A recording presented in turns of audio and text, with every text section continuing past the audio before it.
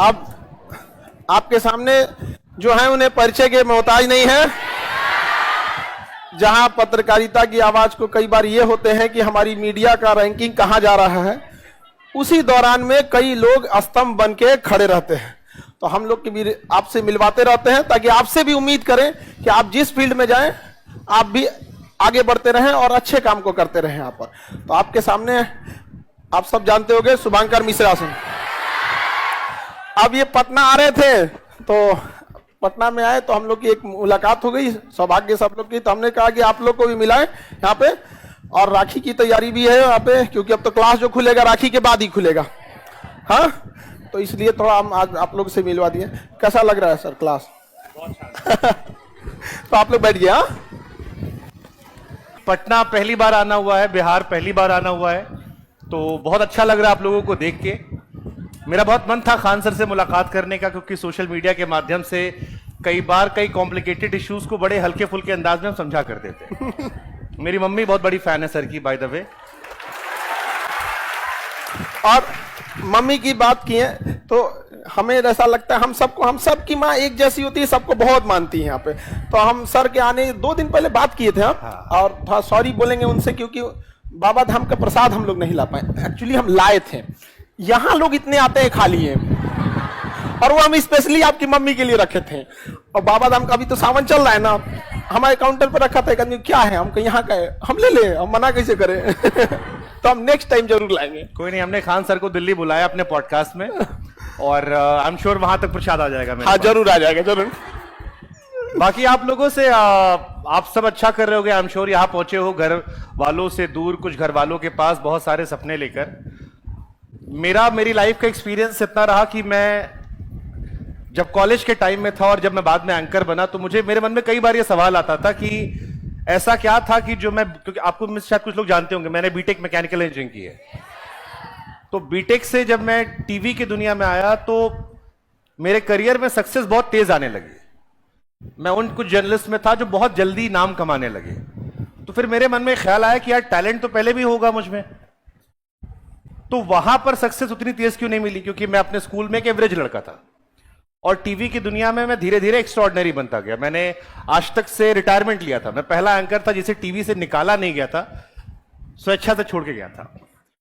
तो ये थॉट आया मेरे मन में, अच्छा किए थे।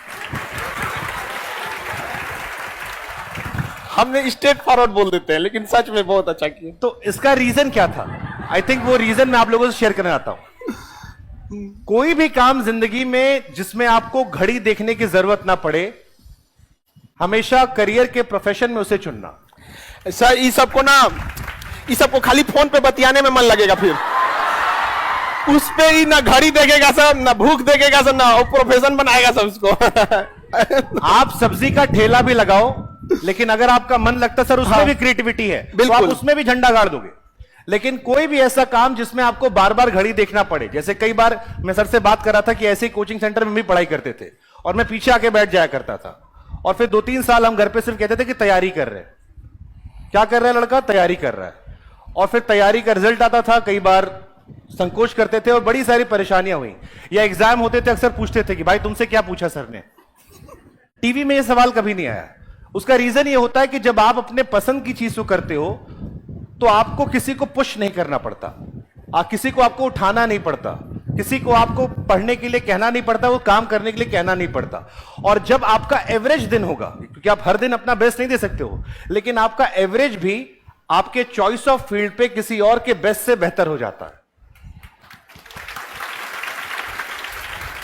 सो इसलिए अपने करियर में आप क्या करते हो वो आपका फैसला है। मैं सर के कोचिंग बिल्कुल बंद करवाने या कम करवाने के लिए नहीं हूं, लेकिन जो करना शिद्दत से करना, दिल से करना या मत करना, क्योंकि 140 करोड़ की आबादी वाले देश में मीडियोकर्स की जरूरत नहीं है। और जितनी मेहनत करनी है वो अभी करना, क्योंकि अगर आपको आपके सपनों को पूरा करना है तो बाकी लोगों से थोड़ी ज्यादा मेहनत एक उम्र में करनी होगी। जो 11th-12th में करता है उसको टॉप कॉलेज मिल जाता है, जो कॉलेज में करता है उसको अच्छा प्लेसमेंट मिल जाता है, उसके बाद जिंदगी एक अवसर और देती तैयारी करने का।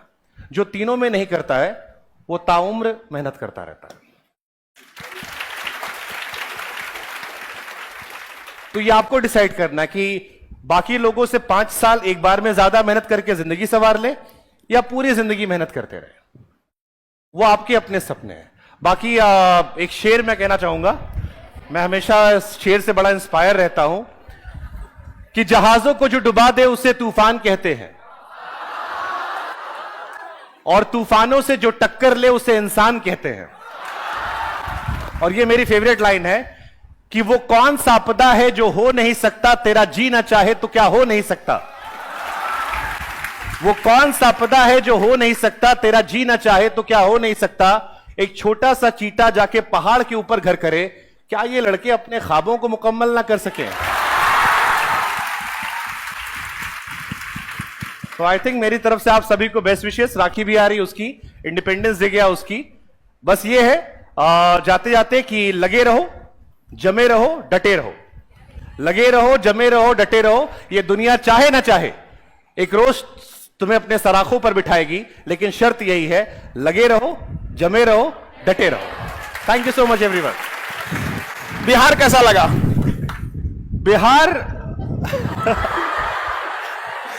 आप अगर 2 महीना रुक जाएंगे तो यहीं रह जाएंगे।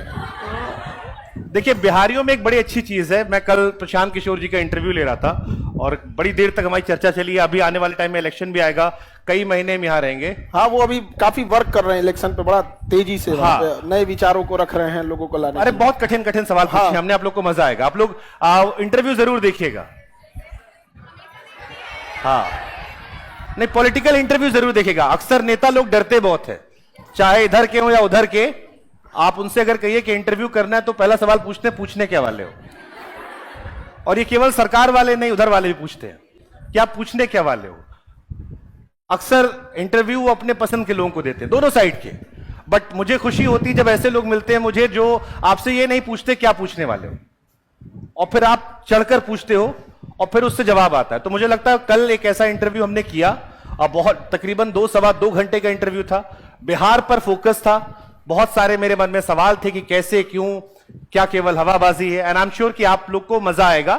बाकी वो आपका निर्णय, कैसे उसे आप देखते हो। बट मेरे हिसाब से एक बढ़िया इंटरव्यू कल हमने किया है और मुझे लगता है कि वो, क्योंकि अभी चर्चा में है, लोग उनसे उम्मीद भी करें तो देखने में उनके नजरिए को लेकर काफी क्लैरिटी मिल जाएगी। लेकिन बिहार को उनको लेकर मैंने एक बात कही थी कि बिहारी बड़े पैशनेट होते हैं। मेरे दफ्तर में भी कई सारे लोग हैं जो बिहार से हैं और वो बड़े पैशनेट होते हैं और दिल से होते हैं। अगर दिल में उनके आप एक बार घर कर गए तो वो आपके लिए सब लुटाने को तैयार होते हैं। हम लोग लुटाइए के तो चौपट हुए हैं ना, बचा क्या है हम लोग। लेकिन फिर भी है यहाँ पे। और कहते हैं ना कि आपके ऑफिस में बिहारी हैं यहाँ पे। हम आपको बताते हैं ना कि यदि चांद पे भी ऑफिस बनेगा ना तो उसमें एक तो बिहारी पक्का रहेगा। नहीं, लेकिन हम चाहेंगे कि बिहार का टैलेंट जो है वो बिहार में भी काम आए।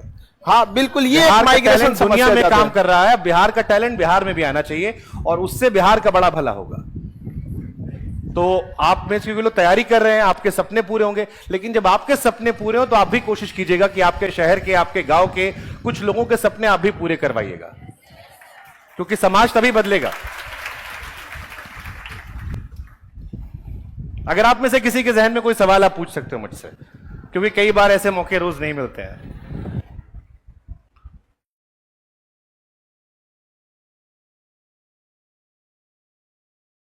देखिए, खान सर रक्षाबंधन मनाने वाले हैं बड़े पैमाने पे, तो मुझे लगता है कि राखी के साथ आपकी कविता भी शायद वो ले लेंगे। पोयम ले लेंगे हम वहां पे आपको। आप पोयम लिख के लाइए कुछ। सर से कोई सवाल पूछना है पूछिए। हमको पोयम, आप पोयम मेरे पे लिखी है।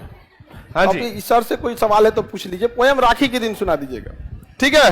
राखी आपका 2 दिन बचा हुआ है यहाँ पे बस। हाँ, यहाँ पे उस दिन पोयम आप सुना दीजिए।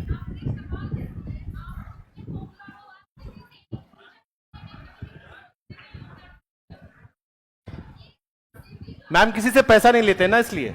हाँ, लाइव वालों के लिए हम सवाल दोहरा देते हैं कि लड़की का क्वेश्चन था कि सर आप इतने फेमस हैं, इतने आगे जा चुके हैं, फिर भी आप किसी से सवाल पूछते हैं तो डरते क्यों नहीं है? तो सर का जवाब था कि पैसे किसी से नहीं लेते आप। देखो, जब आप किसी से कुछ लेते हो तो आपकी जवाबदेही उसकी तरफ होती है। जब हमने टीवी भी छोड़ी थी तो कई सारी पॉलिटिकल पार्टीज ने हमसे कहा था कितना पैसा चाहिए। हमें कुछ नहीं चाहिए, बस तुम अपना काम तुम अच्छा करोगे, हम करेंगे। लेकिन हम उस देश में रहते हैं जहां कोई आपको एक कप चाय पिलाता है तो अगली बार उम्मीद करता है कि आप भी पिलाओगे उससे। और कोई अगर आप पे 10 रुपया खर्चा कर रहा है तो वो आपसे 100-200 की उम्मीद कर रहा है। तो मुझे लगा कि वो रोज की जवाबदेही मुश्किल होती है, और आजादी, जब टीवी छोड़ के निकले तो थोड़ा आजाद रहने का मन था। कई बार वो कम खाओ लेकिन सुकून की नींद आती है। तो क्रांति नहीं करनी थी, लेकिन यह था कि स्वतंत्रता प्यारी थी, जवाबदेही मुझे नहीं चाहिए थी। एंड आई थिंक वही गॉड ब्लेसिंग की चीजें अच्छी चल रही हैं। आप लोग की पढ़ाई कैसी चल रही है? कितने लोग को अपने आप पे भरोसा है कि इस बार मामला निकल जाएगा? कई सारे हाथ इसमें भी नहीं उठे। कई बार ये स्टूडेंट्स की एक और भी समस्या होती है जो हम लोग नहीं फेस कर पाते हैं। एक गार्जियन इन लोग को ऐसा टाइम देता है जैसे लगता है कोई फल तोड़ के लाना है, कब होगा। खास करके लड़कियों से 4-6 महीना भेजेंगे, कहीं अभी तक नहीं हुआ। एक ये समस्या। दूसरा, बिहार की यूनिवर्सिटीज ने इन्हें बर्बाद कर दिया। 6 साल में ग्रेजुएशन करके देते हैं। अब अगर इनका ये पीसीएस का बैच है, ये बिहार पीसीएस जिसे भी हम लोग या नॉर्मली बीपीएससी बोलते हैं, जैसे यूपी पीसीएस, अगर इनमें बहुत सारे ऐसे बच्चे बच्चियां हैं जो केवल इसलिए फॉर्म नहीं भर पाते हैं कि उन्होंने 4 साल हो गया ग्रेजुएशन में करते, अभी सेकेंड ईयर का एग्जाम नहीं हुआ है, तो 4 साल हो गया सेकेंड ईयर नहीं हुआ है यहाँ पे। एक ये। दूसरा, कुछ बेईमान लोग चंद पैसों की वजह से कई बार पेपर लीक कर देते हैं, बड़ी इनका सपना टूटने लगता है। हम तो कहते हैं कोई ऐसा डिवाइस लगाए नार्को टेस्ट टाइप का उगलवा ले, उसके बाद फिर गायब कर दे। कुछ की हिम्मत टूटने लगता है उससे। अच्छा, हम लोगों को भी बड़ा बुरा लगता है, चाहे जो भी हो। अब सर हमारे दिल्ली से आए घर छोड़ के यहाँ पे ताकि पढ़ाने के लिए, तो सर उतना दूर आप हैं। तो अब यहाँ पे ना ऐसा होता था कि पहले जो अमीर बच्चे थे वो दिल्ली जाके पढ़ाई करते थे। अब सबको दिल्ली तो नहीं भेज सकते थे, हम दिल्ली के जितने बेस्ट टीचर थे उनको यहाँ ले आ दिए यहाँ पर। तो ये लोग भी अपना घर द्वार सब छोड़ के यहाँ के पढ़ाते हैं। और जब पेपर लीक हो जाता है ना, तो कई बार सर लोग हमें कॉल करते हैं, सर बिहार में क्या हो रहा है। उस समय हमको जवाब देने के लिए कुछ रहता ही नहीं, हम बोले क्या बोले, अजीब सा हो जाता है। मतलब समझ में नहीं आता गुस्सा कहाँ निकाला जाए यहाँ पर। और एक सीधा सा जवाब आता है, हम इसकी जांच कर रहे हैं। अरे जांच कर रहे हैं, इनको जांच नहीं पूरा होता है यहाँ पे। अब तो समझते ही इन लोग को जांच कर रहे हैं। तो बस ये एक तो तकलीफ लग। अच्छा, ये केवल समस्या बिहार की नहीं है, ये यूपी की भी है, राजस्थान की, एक बड़े लेवल की पैन इंडिया समस्या बन चुकी है यहाँ पर। हमने सही बात है, कोई ना कोई तो करता ही होगा यहाँ पे। अब होता है यहाँ पे गांव में ना, ये धर्रा बन गया है कि पैसा से नौकरी मिल रही है। क्षणिक फायदा सबको चाहिए होता है। जो मेहनत नहीं कर रहा हो, पैसा दिखा रहा है, किसी को नेता बन के लूटना है, वो कई बातें, मतलब मैं सहमत हूं इस बात से कि अगर आप जात देख के वोट देंगे तो जाहिर सी बात है जो नेता आएगा वो आपको पैसा दे के आपका वोट ले रहा है, तो पैसा कहां से लाएगा? जात के साथ साथ भात भी देख रहा है। हाँ, मतलब जात भात जो भी आ रहा है, 5 किलो 6 किलो नहीं, वो तो कई सारी चीजें हो गई। लेकिन जब आप आदमी की जगह जाति, और ये बहुत सच्चाई भी है, आप, मैं जैसे आप में से इतने लोग बैठे हो, मैं दावे से कह सकता हूं कि 70% लोगों का नाम सुन के बता सकता हूं आप किस पॉलिटिकल पार्टी को वोट देते हो। ये तो 60 से 70% लोगों के बारे में, 30% वो होते हैं जिनमें 5-10% रेयर एग्जेम्पशन होते हैं। बाकी आप किसी पॉलिटिकल पार्टी से या तो डायरेक्ट जुड़े हुए या बेनिफिट ले रहे हैं, तो आप अपने कास्ट के अलावा वोट देते हैं, वरना सबका तय होता है। मेरे परिवार से लेकर आप सबका एक कह सकते हो। तो आई थिंक ये एक परसेप्शन तोड़ना बहुत जरूरी है। नहीं तोड़ोगे तो फिर नेता को पैसा चाहिए। अब नेता की फंडिंग भी तो कोई कर रहा है ना, इलेक्शन में खर्चा कर रहा है, गाड़ी चलवा रहा है, हेलीकॉप्टर लेके उड़ रहा है, कोई पैसा दे रहा है, तो पैसा वो रिटर्न भी तो चाहिए होगा। तो रिटर्न अपने घर से तो देगा नहीं, तो कहां से लाएगा? ऐसे ही कुछ ना कुछ कांड होंगे, कभी घोटाला होगा, कभी आपके पेपर लीक होंगे, कभी कुछ होगा। तो आई थिंक वो भी एक बड़ी समस्या है, बट वो हमारे हाथ में नहीं है। हमारे हाथ में ये कि हम अपना सक्सेस कैसे पाए। तो एक छोटा सा फॉर्मूला मैं आप लोग को देके जा रहा हूं, बहुत इजी फॉर्मूला है 3C का। मेरे हिसाब से फील्ड कोई भी हो, अगर ये 3C का फॉर्मूला अपनाते हैं तो आप लाइफ में सक्सेसफुल हो सकते हैं। अब 3C में क्या है? पहला, कॉन्फिडेंस, जिसलिए मैंने आप लोगों से पूछा था कि आप में से कितने लोग को लगता है कि इस साल निकल जाएगा मामला। तो सबसे पहला तो आपको आत्मविश्वास होना चाहिए कि मैं कर लूंगा। जैसे खान सर से मैंने बात की तो सर ने कहा कि पहले मैं ट्यूशन पढ़ाता था, but he was having confidence कि मैं कर लूंगा। एंड आई एम श्योर इनके सपने आगे भी होंगे कि ये भी कर लूंगा। तो पहले आधी लड़ाई तो इस यहां से होती है कि आपको भरोसा है कि भाई अगले साल रिजल्ट जब आएगा तो मैं देखने जाऊंगा, मेरा नाम है। अगर मैं नीचे से देखना शुरू कर रहा हूं, मुझे डर है, तो आधा तो आप वहीं खत्म हो गए। तो first is confidence. Second, clarity, कि अब ये तो है कि हम कर लेंगे गुरु, अब करेंगे कैसे? तो करने का तरीका सर है। वो अलग अलग फील्ड के अलग अलग है, वो आप अपने सीनियर समझ सकते हो किस फील्ड में आप क्या कर रहे हो।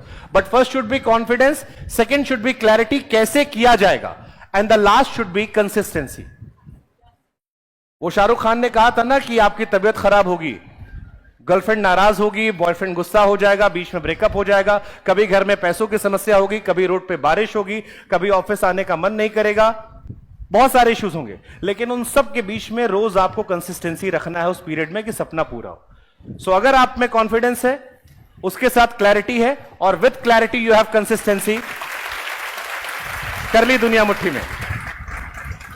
एक और बताते हैं, जैसे हम ट्यूशन शुरू किए थे, आज टीचिंग बन गए यहाँ पे। आज कोई भी ऐसा गरीब विद्यार्थी भारत के किसी कोना पे वो ये नहीं कह सकता है खान सर के रहते मेरी पढ़ाई रुक सकती है, चाहे जिस फील्ड की पढ़ाई करे। इसीलिए नीट जेई में भी हम लोग स्टार्ट किए कि उस वहाँ पे। और एक और बात बताते हैं, आने वाले, अभी तो ये छोटा लक्ष्य नहीं है, बड़ा लंबा लक्ष्य है, लेकिन कुछ समय ऐसा होगा कि दहेज लेने से लोग को डर लगेगा,